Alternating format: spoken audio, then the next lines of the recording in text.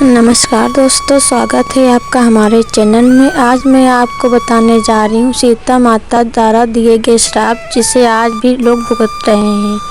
वाल्मीकि रामायण के मुताबिक वनवास के दौरान भगवान राम, लक्ष्मण और माता सीता पितृपक्ष में श्राद्ध करने के लिए बिहार के गया धाम पहुँचे। वहाँ ब्राह्मण ने भगवान श्री राम और लक्ष्मण को श्राद्ध कर्म के लिए आवश्यक सामग्री जुटाने के लिए कहा। इस पर भगवान राम व लक्ष्मण नगर की ओर सामान लाने के लिए निकल पड़े। ब्राह्मण देव ने माता सीता से आग्रह किया कि पिंडदान का समय निकलता जा रहा है।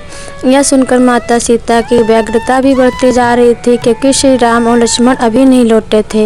इसी दौरान दशरथ जी की आत्मा ने उन्हें आभास कराया कि पिंडदान का वक्त बीता जा रहा है।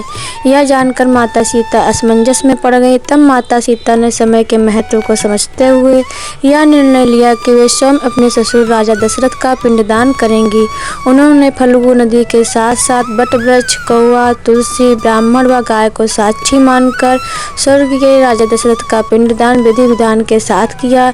इस क्रिया के उपरांत जैसे उन्होंने हाथ जोड़कर प्रार्थना की तो राजा दशरथ ने माता सीता का पिंडदान स्वीकार कर लिया।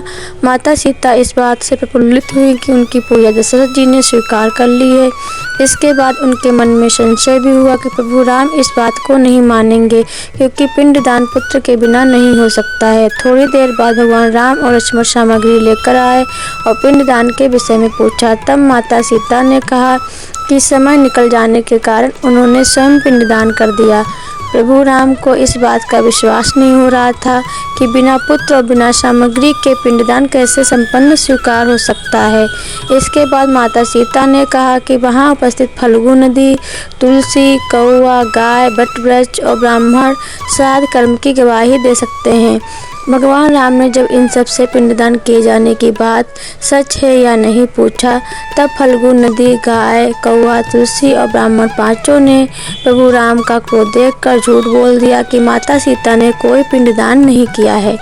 वटवृक्ष ने सत्य कहा कि माता सीता ने सबको साक्षी मानकर बालू का पिंड बनाकर विधि पूर्वक राजा दशरथ का पिंडदान किया है। पांचों साक्षी के झूठ बोलने पर माता सीता ने क्रोधित होकर उन्हें आजीवन श्राप दे दिया।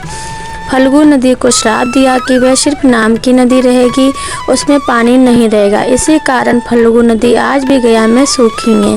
गाय को श्राप दिया कि गाय पूजनीय होकर भी जूठन खाएगी और दर बदर उसको भटकना पड़ेगा।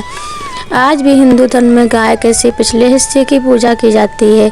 माता सीता ने ब्राह्मण को कभी भी संतुष्ट ना होने और कितना भी मिले उसी की दरिद्रता हमेशा बनी रहेगी का श्राप दिया। इसी कारण ब्राह्मण कभी दान दक्षिणा के बाद भी संतुष्ट नहीं होते हैं। माता सीता ने तुलसी को श्राप दिया कि वह कभी भी गया की मिट्टी में नहीं उगेगी। यह आज तक सत्य है कि गया की मिट्टी में तुलसी नहीं उगती है। और कौवा को हमेशा लड़ झगड़ कर खाने का श्राप दिया था। कौवा आज भी खाना अकेले नहीं खाता है। वटवृक्ष को दिया दीर्घायु का आशीर्वाद। माता सीता ने जहां इन पांचों को श्राप दिया, वहीं सच बोलने पर वटवृक्ष को आशीर्वाद दिया कि उसे लंबी आयु प्राप्त होगी और वह दूसरों को छाया प्रदान करेगा। पतिव्रता स्त्री उनका स्मरण करके अपने पति की दीर्घायु होने की कामना करेगी। धन्यवाद। अगर आपको हमारा यह वीडियो पसंद आया है तो please like, share and subscribe करें। श्री शिवाय नमस्तुभ्यम।